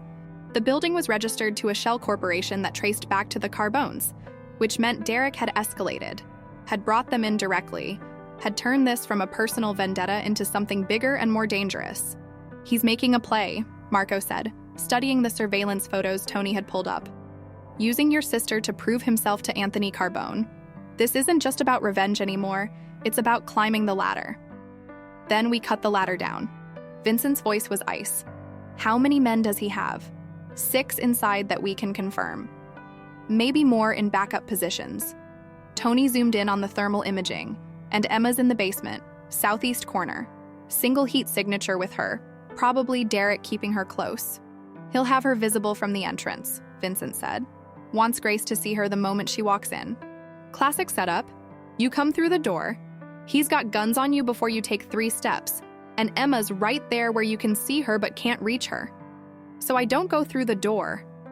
I leaned over the table, studying the warehouse layout. There has to be another way in. Grace, I'm not arguing about this, Vincent. My voice was steel. That's my sister. I'm going in. The only question is whether I'm going in smart with your help or stupid on my own. Your choice. The room went silent again. I felt every eye on me. Marco calculating, Tony uncertain, Carlo expressionless as always, and Vincent, looking at me like he was seeing something he hadn't expected. Something that scared him more than bullets or betrayal or any physical threat. She's right, Marco said quietly. Derek expects her. If she doesn't show, he'll know something's wrong. Start hurting Emma to draw her out. But if she walks in alone, he'll kill them both. Vincent's jaw was tight enough to crack teeth. I'm not sending her into that. You're not sending me anywhere. I straightened, met his eyes. I'm choosing to go. There's a difference. Not to me, there isn't. Vincent's voice went soft. Dangerous. You matter, Grace. You matter more than... He stopped, looked away. And in that fractured moment, I understood what he couldn't say. That somewhere in the chaos of dropped wallets and midnight diners and surveillance footage, I'd become something he wasn't prepared for. Something that made him vulnerable in ways his enemies could exploit and his allies could question. I'd become someone he loved. The realization hit us both at the same time. I saw it in the way his shoulders tensed, in the careful blankness that settled over his face like armor. He'd spent his whole life building walls against exactly this, caring about someone enough that losing them would break something fundamental. And I'd slipped past those walls without either of us noticing until it was too late. "Vincent," I said softly. "Look at me." He did, and his eyes were storm-dark, guarded, terrified in a way I'd never seen. "I know what you're thinking," I continued, "that caring about me makes you weak, that Derek and the Carbones will use me against you, that this," I gestured between us, "is a liability you can't afford. That's not, but here's the thing." I crossed to him, close enough to feel his heat, to see the gold flecks in his gray eyes. "I don't need you to save me. I need you to trust me. Trust that I'm strong enough to walk into that warehouse and walk back out. Trust that I understand the risks and I'm choosing them anyway. Trust that maybe caring about each other doesn't make us weak. Maybe it makes us something Derek and the Carbones don't understand and can't predict. And what's that? Willing to burn it all down for each other." The air between us crackled with everything we weren't saying, with promises and threats and possibilities that terrified and exhilarated in equal measure. Vincent reached up, his scarred hand cupping my face with devastating gentleness. "If I lose you," his voice was rough, breaking, "I don't know what I become. Then don't lose me." I covered his hand with mine. "Come with me. We do this together, like we've done everything else." He studied me for a long moment, then nodded, sharp and decisive. "Together, but we do it smart." He turned to Marco. "I need a layout of the sewers under that warehouse, and get me everything we have on the building's electrical system." "You're thinking blackout?" "I'm thinking we don't give Derek the advantage of seeing us coming." Vincent pulled up the warehouse schematics on the screen. "If we cut the power, if we come at them from multiple angles simultaneously, if we make them react instead of act, we control the board instead of being pieces on it." I finished. Vincent almost smiled. Exactly. The plan came together with brutal efficiency. Marco and Roberto would approach from the north, creating a distraction. Carlo and Sal from the south, cutting off retreat routes. Tony would kill the power on Vincent's signal, and Vincent and I would come up through the sewers, directly under where Emma was being held, and extract her while Derek's people were busy responding to threats from every other direction. It was risky, maybe stupid, definitely dangerous. But it was also the kind of coordinated chaos that might actually work. "One rule," Vincent said, his eyes locked on mine. "If things go wrong, if Derek gets the upper hand, if the situation turns, you get Emma out. You don't wait for me. You don't play hero. You run, and you keep running until you're somewhere safe. Understood? I'm not leaving you. Grace." He gripped my shoulders. "Promise me, because I can't do this, can't walk into that warehouse, if I'm worried about you sacrificing yourself trying to save me. I need to know that whatever happens, you'll survive this." I wanted to argue, wanted to tell him we both survived or neither of us did. But I saw the fear in his eyes, the desperate need for this one guarantee in a situation where nothing else was certain. "I promise." I lied. He knew it was a lie. I saw recognition flicker in his expression, but he nodded anyway, accepting the fiction because the alternative was paralysis. We left at 3 a.m., 4 hours after Derek's video, 2 hours before his deadline. The city was quiet in that specific way it gets in the deepest part of night, when even New York seems to hold its breath. I sat in the back of the Mercedes next to Vincent, our hands clasped between us. Neither of us speaking because words felt inadequate for what we were about to do. My phone buzzed. A text from the hospital. Thomas Parker was out of surgery, stable but critical, asking for me when he woke. I stared at the message, feeling the weight of unfinished conversations, of forgiveness I hadn't given and apologies I hadn't received, of a father who'd failed me but who'd fought when Derek's men came for him. who'd tried to protect me in his broken way, who deserved better than dying alone while I ran toward more violence. He'll still be there when we're done, Vincent said quietly, reading my expression. Your father. The conversations you need to have. All of it will wait. What if it won't? What if Derek? Then we make sure Derek doesn't get that chance. Vincent's voice was absolute. We get Emma. We end this. And then you go back to that hospital and tell your father whatever you need to tell him. Deal. Deal. The warehouse loomed dark against the night sky, windows like empty eye sockets, the kind of place where bad things happened and nobody asked questions. We parked 3 blocks away and approached on foot, Vincent leading me through alleys and side streets with the confidence of someone who'd walked through darkness so many times it had become home. The sewer entrance was exactly where Tony said it would be, a maintenance access hidden behind a dumpster, covered in rust and neglect. Vincent pried it open with practiced ease, revealing a ladder that descended into blackness that smelled like decay and old water. Stay close, he whispered. Step where I step. If you hear anything, voices, movement, anything, you freeze. Understood? I nodded. He descended first, and I followed, my hands slick with sweat on the metal rungs. The darkness swallowed us whole, and for a moment I felt like I was disappearing, like Grace Parker, the invisible waitress, was dissolving back into the shadows where she'd lived for 3 years. But then Vincent's hand found mine in the dark, steady and warm and real, and I remembered who I was now. Not invisible, not alone, not the girl who ran because fighting seemed impossible. Someone different, someone stronger, someone who'd learned that love, real love, the kind that demanded everything and gave everything back, was worth walking into hell for. We moved through the sewers in silence, Vincent's phone providing minimal light, the sound of dripping water our only companion. Time became elastic, meaningless. Could have been 10 minutes or an hour. Could have been a lifetime compressed into darkness. Then Vincent stopped, pointed up. Above us, a grate that opened into what the schematic said was the warehouse basement. Through it, I could hear voices, muffled but identifiable. Derek, talking to someone, and another voice, younger, defiant, Emma.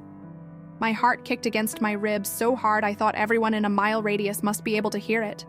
Vincent put a finger to his lips, then slowly, carefully, began working the grate loose. It came free with agonizing slowness, metal grinding against metal, and I held my breath waiting for someone to notice, to investigate, to discover us. But Derek's voice continued, oblivious. She's not coming, Emma was saying. Grace is smarter than you think. She won't trade herself for me. You don't know your sister as well as you think you do. Derek's voice was smooth, amused. Grace has always been a martyr, always trying to save people who don't deserve saving. It's her fatal flaw. Or maybe it's her strength. Emma's voice was sharp, fierce. Maybe caring about people instead of using them makes her better than you ever were. The sound of a slap. Emma's gasp. My vision went red. Vincent's hand clamped over my mouth, holding me still, his eyes urgent in the dim light. Not yet. Wait. I forced myself to breathe, to think, to be strategic instead of emotional, even though every instinct screamed to climb through that grate and tear Derek apart with my bare hands. Vincent's phone buzzed, silent but visible. A text from Marco. In position, waiting on your signal. Vincent typed back, 60 seconds. Then he looked at me, and his expression said everything words couldn't. I love you. Be careful. Come back to me. I nodded, mouthed, together. He kissed me then, brief and fierce and tasting like promises and goodbye all at once. Then he pushed the grate aside and pulled himself up into the warehouse basement with fluid grace. I followed, emerging into a space lit by a single bulb, shadows everywhere, the smell of mold and fear thick in the air. Emma was 20 feet away, tied to a chair, her face bruised but her eyes blazing with that Parker stubbornness we'd both inherited. Derek stood over her, his back to us, phone in hand. 2 other men leaned against the far wall, looking bored, their guns holstered. Amateur hour. Vincent moved like smoke, crossing the space before anyone registered his presence.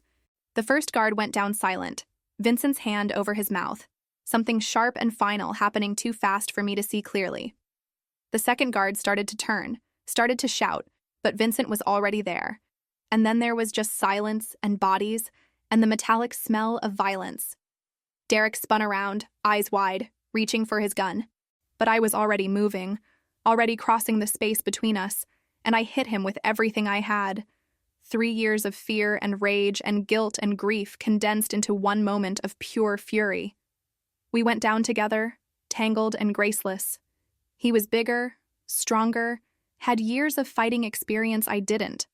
But I had something he didn't understand. I wasn't fighting to win. I was fighting to survive, to protect, to prove that caring about people wasn't weakness. It was the most dangerous thing in the world. His gun skittered across the floor.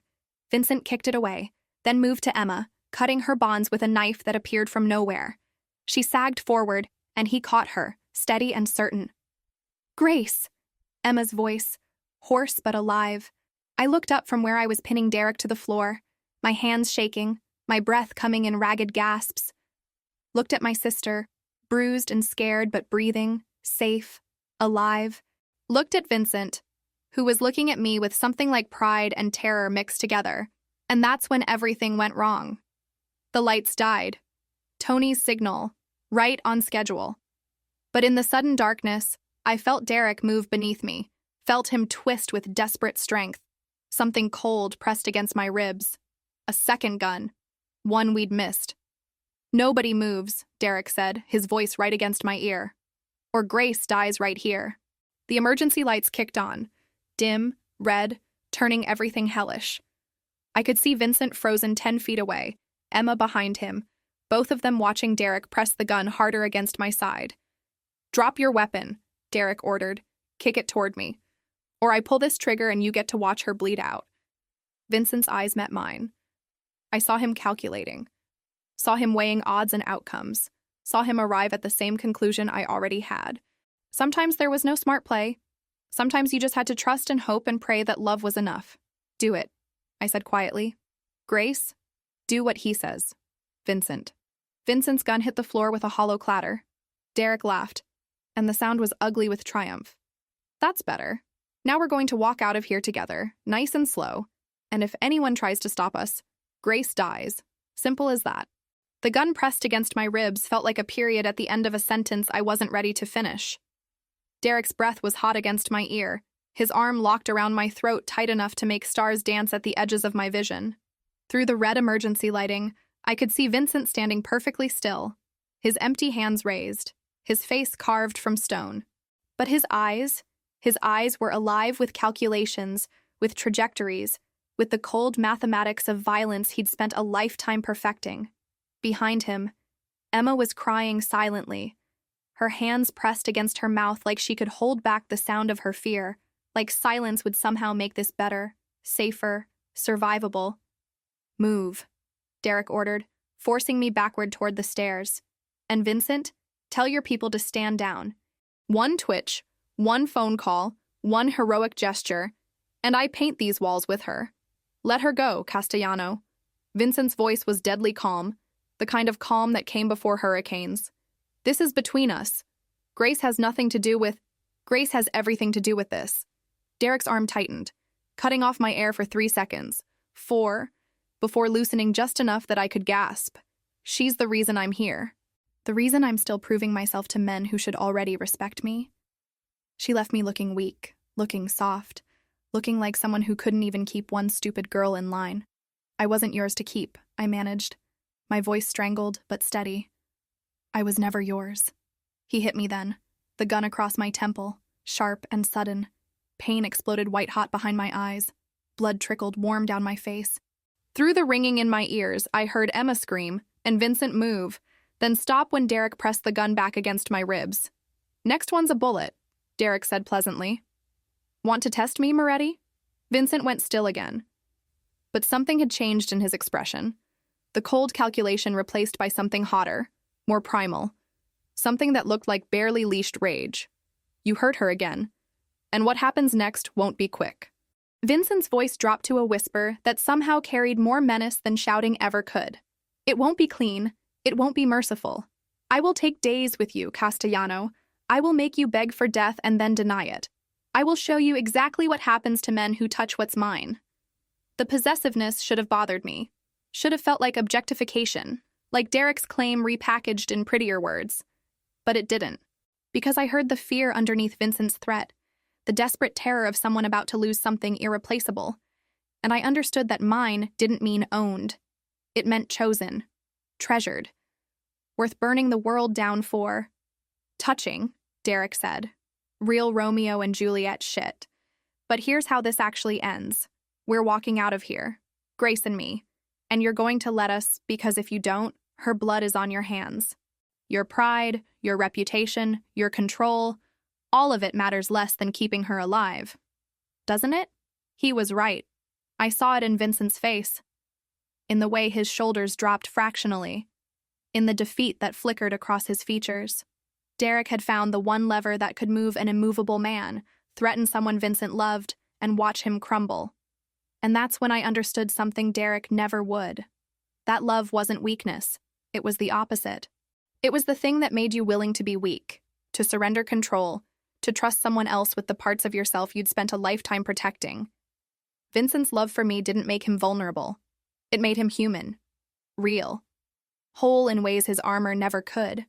And my love for him, for Emma, for the imperfect family we were building from broken pieces, that didn't make me fragile. It made me absolutely fucking fearless. Okay, I said quietly. Okay, Derek, you win. We'll go. Grace. No, Vincent started. I'm tired, I continued, speaking over him. Tired of running, tired of fighting, tired of watching people I love get hurt because of choices I made. So let's go. You and me, like old times. Derek laughed, triumphant and ugly. See? I knew you'd come around. You always were smart when you weren't being stupid. He started pulling me backward toward the stairs. 1 step, 2.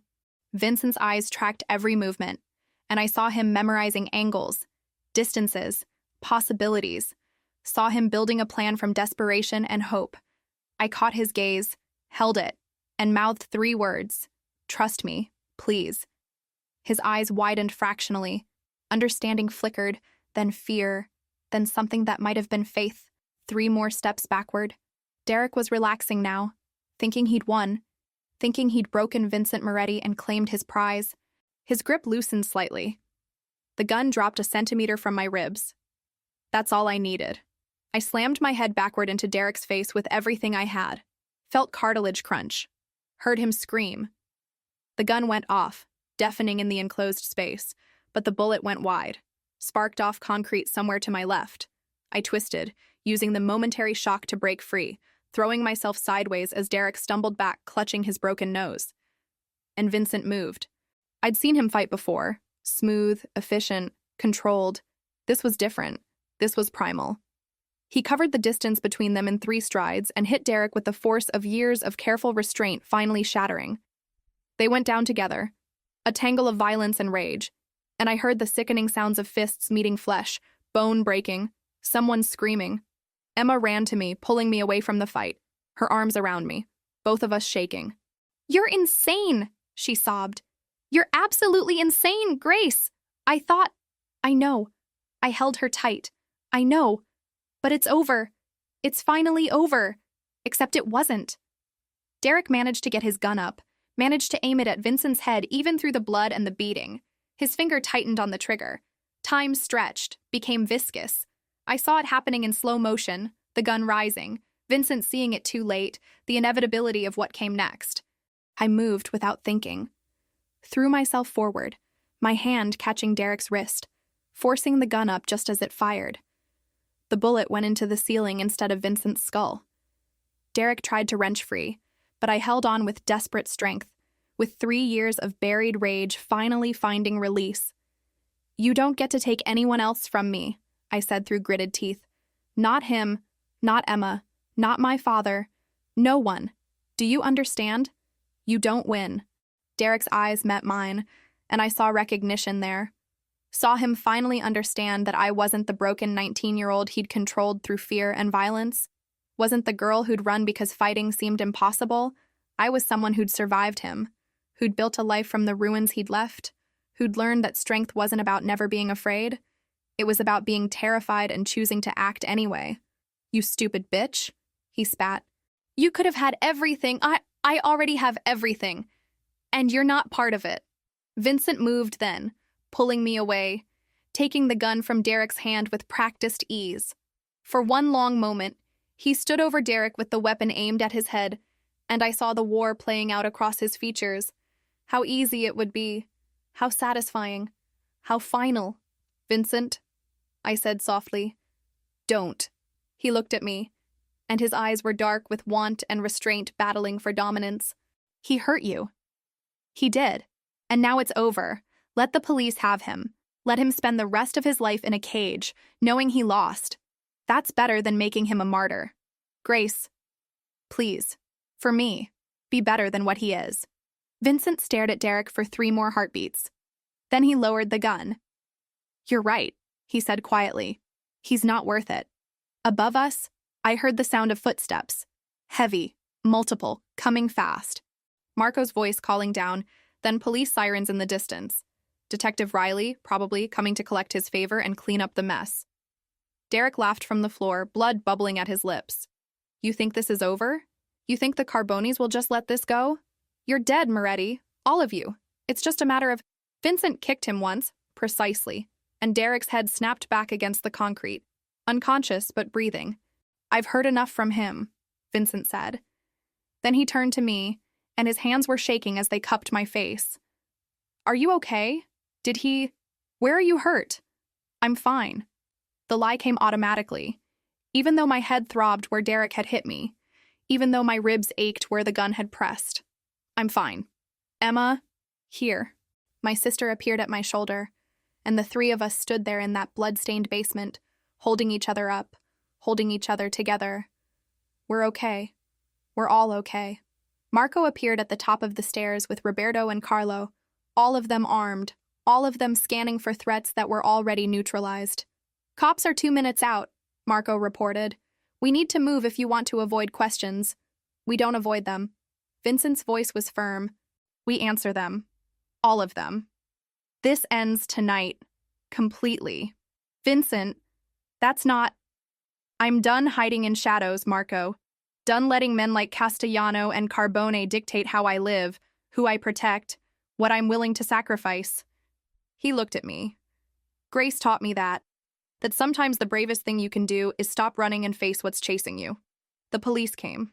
Detective Riley, with his tired eyes and calculating expression, taking statements and coordinating with Vincent in that careful dance of mutual benefit they'd clearly perfected over years. EMTs checked us over, butterfly bandages for my temple, ice for Emma's bruises, protein bars and water because apparently we were both in shock even if we didn't feel it. Derek was loaded into an ambulance under armed guard, still unconscious, his face a ruin of what Vincent's fists had done. I watched them take him away and felt nothing. Not satisfaction or grief or even relief, just the hollow exhaustion that comes after carrying something heavy for so long that you've forgotten what it feels like to be without its weight. Ms. Parker? Detective Riley appeared at my elbow. I need a statement. Everything that happened here tonight, so I told him. All of it. The wallet, the surveillance, the threats, Derek's history, the desperate rescue attempt. Riley listened with the patience of someone who'd heard 1,000 stories just like mine, who knew that violence was just the visible part of deeper wounds, older scars. You're lucky to be alive, he said when I finished. I know. Castellano's looking at kidnapping, assault, attempted murder. He'll be away for a long time, maybe forever. Good. Riley studied me with those cop eyes that saw too much. And Moretti? What's he to you? I looked across the warehouse to where Vincent stood talking with Marco, his shirt torn and blood-stained, his knuckles raw, his whole body radiating exhausted relief. As if sensing my attention, he turned, and our eyes met across the chaos of police and EMTs and evidence markers. He's everything, I said simply. He's everything that matters. Riley nodded slowly. Be careful with that. Men like Vincent, they're complicated. They've done things, made choices. I know who he is. I turned to face the detective fully. All of it. The violence and the protection and the impossible choices. And I'm choosing him anyway. Not because I'm naive or broken or desperate. Because I see him. Really see him. and he sees me the same way. All right then. Riley closed his notebook. Just be careful, both of you. He walked away, and Vincent crossed to me immediately, his hands gentle as they checked me over despite the EMTs having already done so. Hospital, he said. You need to be properly examined. I need to see my father. I caught his hands, held them still. Thomas is awake. He's asking for me. I need to finish this. All of it. Vincent studied my face, then nodded. Together? Together? We left Emma with Marco and Sal, both of them assigned to keep her safe until the Carbone situation was fully resolved. She hugged me tight enough to hurt before we left, her face buried in my shoulder. You scared the hell out of me, she whispered fiercely. Don't ever do that again. I won't. I promise. And Grace? She pulled back, looked me in the eyes. I'm sorry. For not listening 3 years ago. For staying with Derek when you tried to warn me. For making you feel like you had to run to keep me safe. I'm so sorry. Me too. For leaving. For disappearing. For not trusting you enough to make your own choices. My voice cracked. I thought distance would protect you. I was wrong. We were both wrong. She smiled through tears. But we're here now. That's what matters. The hospital felt surreal after the violence of the warehouse. Too bright, too clean. The antiseptic smell a sharp contrast to the metallic stink of blood and fear. Thomas was in ICU, machines beeping softly, his face pale against white sheets. But his eyes were open and alert when we entered. Gracie, he said, and his voice was rough from the breathing tube they'd had down his throat. They said you. They said you came for me. Of course I came. I sat in the chair beside his bed, and Vincent stood behind me, solid and grounding. Thomas's eyes moved to him, assessing. You're Moretti. I am. You the one who got me out? Grace got you out. I just made sure she survived doing it. Thomas looked back at me, and his eyes were wet. Why? After everything. After I left. After I failed you and Emma. Why would you risk yourself for me? It was the question I'd been asking myself since I saw his face on Derek's video. The question I'd been trying to answer through violence and fear and desperate action. But sitting here in this sterile room, looking at the broken man who'd once been my father, the answer became clear. Because you're my father. My voice was steady, certain. Not the father I needed when I was 12 or 17 or even last week. But you're trying now. You fought Derek's men when they came for you. You kept asking for me even when you were dying. That matters. It doesn't erase the past, doesn't fix everything you broke, but it matters. I'm sorry, Thomas whispered, for leaving, for all of it. I was weak and scared, and I didn't know how to be what you girls needed.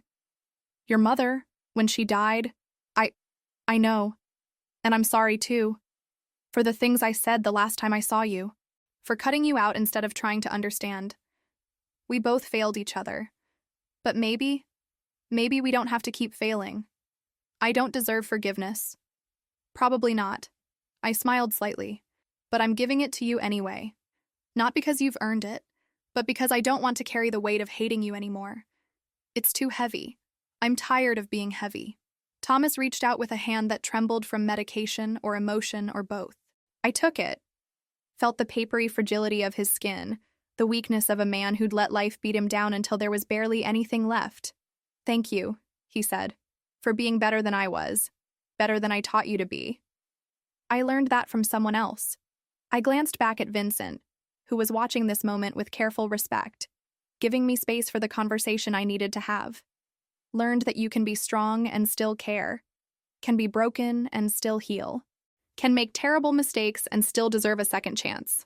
We sat there for a while, not saying much, just existing in the same space without the weight of abandonment between us. It wasn't forgiveness exactly. That would take time, conversation, proof that this version of Thomas Parker could last beyond hospital beds and near-death experiences. But it was a beginning, a possibility, a door left open instead of slammed shut. When we finally left, Vincent's hand found mine in the hallway. How do you feel? Lighter, I said. Lighter than I've felt in years. Good. He pulled me close, his arms solid around me. Because we still have work to do. The Carbones will be handled, a new voice said. We turned to find a man I didn't recognize. Mid-50s, silver hair, expensive suit, eyes that had seen everything and judged most of it wanting. Two men flanked him, obviously security, obviously dangerous. Vincent's whole body went tense. Uncle Anthony, he said carefully. I didn't know you were here. Uncle? My mind reeled. Anthony Carbone, the man who'd orchestrated all of this. The enemy Vincent had been fighting, and he was Vincent's uncle. Anthony smiled, and it didn't reach his eyes. Surprise visit. When I heard about the warehouse, about Castellano, about the mess my people made trying to hurt you through this young woman, he gestured to me. I thought it was time we talked.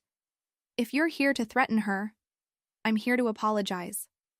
Anthony's expression shifted into something that might have been genuine regret. This war between us, it was never supposed to touch civilians. That was always the rule. Our fight, our consequences. What Derek did, what my people enabled, that violated everything we stand for. So you'll forgive me if I don't trust that, Vincent said coldly. I don't ask for trust. Just a truce. Anthony pulled out a folded paper from his jacket, offered it to Vincent. A contract. Your territory stays yours. My people stay out of Brooklyn, and we stop trying to destroy each other through proxy wars and innocent casualties.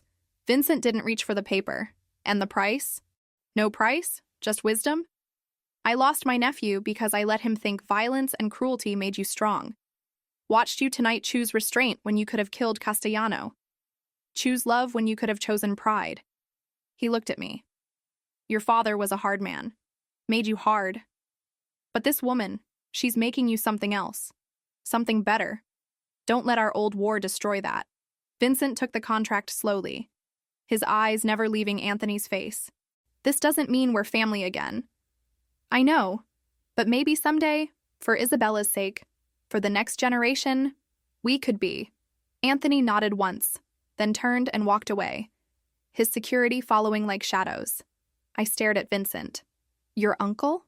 The man who's been trying to kill us is your uncle? Was my uncle. Before my father died. Before territories got divided. Before 100 old grudges turned us into enemies. Vincent looked exhausted suddenly, like the adrenaline that had carried him through the night was finally wearing off. It's complicated. Everything about you is complicated, I said, but I was smiling. Come on, take me home. Your apartment is still not my apartment. Your home, our home, because I'd already decided. Somewhere between the warehouse and the hospital, somewhere between violence and forgiveness, that wherever Vincent Moretti was, that was where I wanted to be. We drove through the city as dawn broke over the skyline, painting everything gold and new. Vincent's hand stayed clasped in mine the whole way, neither of us speaking, both of us processing the wreckage and relief of the night behind us. At his penthouse, he drew me a bath, running the water himself, adding salts that smelled like lavender and something else I couldn't name. Then he sat on the edge of the tub while I soaked, his hand trailing patterns on my shoulder, his touch gentle as prayer. I thought I'd lost you, he said quietly. When Derek had that gun to your ribs, when I couldn't reach you, couldn't protect you, I've never felt that helpless, that terrified. But you didn't lose me. I'm here. We're both here. Because you're fearless and slightly insane and apparently willing to headbutt armed criminals. Learned from the best. I caught his hand, brought it to my lips. Vincent, what happens now? With us. With everything. He was quiet for a moment, his thumb tracing the line of my jaw. Now we live, he said finally. You finish your GED. Start those online classes you mentioned. Visit your father. Build a relationship with Emma that doesn't involve running or hiding or fear. He smiled. Maybe work at the diner less, or not at all. Whatever makes you happy. And you. I try to be the man you see when you look at me. The man Isabella deserves as a father. Someone who chooses protection over violence, building over destroying, love over power. You already are that man. I'm becoming him. With you. Because of you. He leaned down, kissed me softly. You make me want to be better, Grace. You make me believe it's possible. I pulled him into the bath with me, suit and all, and he laughed, surprised and delighted. And we held each other in water that turned gray from the warehouse dirt and blood, washing away the violence, leaving just us. Just two people who'd found each other in the darkness and decided that was reason enough to step into the light. 3 months later, I stood in Vincent's penthouse watching the sunset over Central Park, a book in my hands, one of Emma's recommendations from the bookstore where she still worked. My GED results had come back, passed with honors. Online classes started next week. Thomas was out of the hospital, living in a rehab facility. Vincent was quietly paying for, attending meetings, trying to rebuild himself from ruins. Derek was in prison awaiting trial, the evidence against him overwhelming. The Carbones had honored their truce, territory lines respected, old wars set aside, and Vincent was teaching Isabella to ride a bike in the park below, his voice carrying up through the open window, patient and loving and exactly who he'd promised to become. My phone buzzed. Emma, asking if she could bring her new girlfriend to dinner. I smiled and texted back, yes, always yes, come whenever, stay forever if you want. My name is Grace Parker, and I found a wallet on a subway platform. It changed everything. Not because it brought violence, though it did. Not because it brought danger, though that too. But because it brought me Vincent. Brought me home to Emma and back to my father. Brought me to myself. The version of me that was strong enough to be vulnerable, brave enough to care, whole enough to love without losing myself in the process. I set the book down and walked to the window, watching Vincent catch Isabella as she wobbled, watching him steady her with hands that had dealt death but chose life, chose protection, chose us. And I thought about dropped wallets and midnight diners, about tunnels and warehouses and impossible choices, about how sometimes the bravest thing you can do is pick up something that doesn't belong to you and protect it anyway. How sometimes love looks like walking into danger, and sometimes it looks like choosing mercy, and sometimes it looks like a man in an expensive suit teaching his daughter to ride a bike while the woman he loves watches from a window and thinks, yes, this is everything. The sunset, the city glowed, and somewhere in the machinery of it all, in the violence and beauty and terrible complicated mess of being human, I found my freedom. Not from Vincent, not from my past, not from the choices I'd made or the scars they'd left, but the freedom to choose who I became after the breaking, the freedom to love without fear, the freedom to be seen, really seen, and not run from it. I found a wallet on a subway platform, and I found myself in the man who came looking for it. If you made it to the end of this story, let us know in the comments which city you're watching from, and click the yellow bell to subscribe to the channel and support us. Keep the adventure going by clicking on the suggested video on your screen.